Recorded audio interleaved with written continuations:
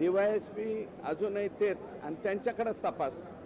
ज्यांनी आकानी आणलं त्यांच्याकडे तपास ठेवल्यावर तपास लागणार आहे का? हां, तिथले PI जे आहेत तेही अजून बदललेले नाहीत. ते जागच्या जागेवर ठेवायचे. मग वरून SP-ने फक्त विचारायचं काय झालंय, त्या खालच्या अधिकाऱ्यांनी सांगायचं नाही साहेब हे बरोबर आहे, हे बरोबर आहे. अशा पद्धतीने कामकाज चालू आहे. 7 महिन्यापासून तुम्ही प्रश्न उपस्थित करताय, अजूनही DYSP बदलला जात नाही. स्थानिक पोलीस प्रशासनावरती आणि थोडक्यात गृह विभागाच्या एकंदर कारभारावरती कुठेतरी प्रभाव आहे म्हणून हे सगळं होते असं वाटत नाही? नाही. ते जे SP आहे, SP आमच्याकडे बदलून दिलेलं चांगला माणूस आहे. SP-ने काही तपास जे आहेत आणि ॲक्शन घ्यायचं काम ते करतायत.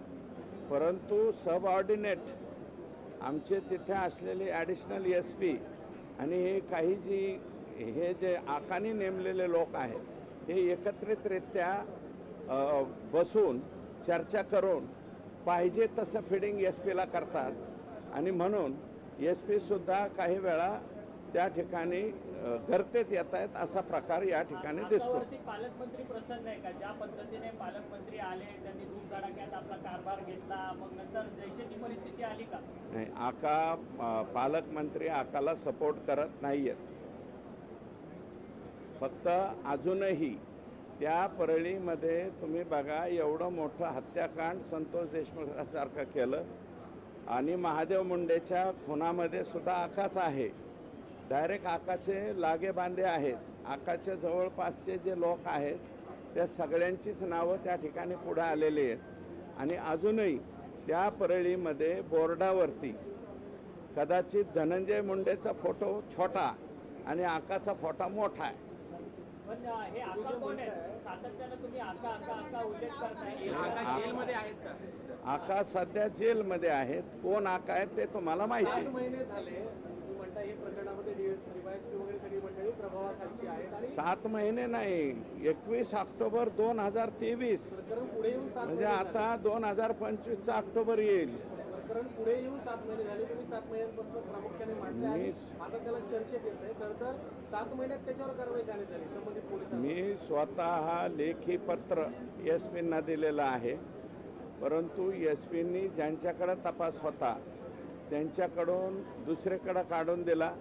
ज्या दुसऱ्या DYSP-कडे दिला ते रजेवर निघून गेला.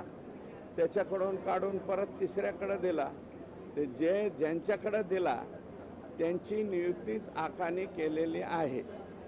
ते अधिकाऱ्यांनी कसल्याही प्रकारचं काम केलेलं नाही आणि आता मी म्हणत नाही, त्या एकेकाळी त्यांच्याबरोबर सतत चिटकून असणारे बाळा बांगर नावाचे व्यक्ती आहे.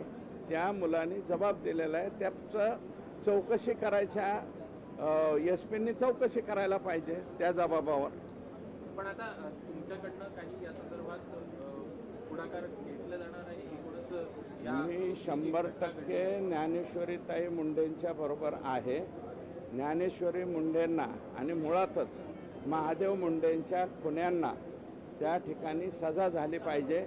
एखाद्या माणसाचा मृत्यू होऊन 2-2 वर्षापर्यंत जर त्याच्यामध्ये कारवाई होत नसेल तर हे दुर्दैवी बाब आहे. सर, पण संतोष देशमुख हत्या प्रकरणामध्ये आता उज्ज्वल निकम म्हणून सरकारी वकील आहेत, परंतु उज्ज्वल निकम यांची आता राज्यसभा खासदार म्हणून निवड झालेली आहे. आता दुसरा कुणीतरी एक नवीन सरकारी वकील या प्रकरणात नेमावा अशी त्याची गरज नाही. सुप्रीम कोर्टाचं एक जजमेंट आहे, नियम आहे. एखाद्या पक्षाचा खासदार कोणीही ते मग मनू सिंघवी आहेत, त्याच्यानंतर जेठमालानी साहेब, सिपल साहेब, या सर्वांनी आणि मला वाटतं P. चिदंबरम साहेबसुद्धा वकील आहे. एखाद्या पक्षाकडून निवडून आला किंवा नियुक्ती झाली म्हणून त्यांना वकिली करता येत नाही असं नाही. सरकारी वकील म्हणून सुद्धा ते काम करतील. आम्ही त्याची माहिती घेतली. सरकारी वकिलाला होतो आणि खाजगी वकिलाला. संपूर्ण प्रकरण सीआयडीकडे सोपवण्याची गरज नाही असं धस यांनी म्हटलेलं आहे. ज्ञानेश्वरी मुंडेंच्या सोबत आम्ही सगळे आहोत असं देखील सुरेश धस यांनी म्हटलेलं आहे. पोलीस अधीक्षकांना योग्य माहिती दिली जात नाही, योग्य तपास केला तर 8 दिवसात आरोपी सापडतील असं देखील सुरेश धस यांनी म्हटलेलं आहे. लोकशाही मराठी ऐका, पहा, जागरूक रहा.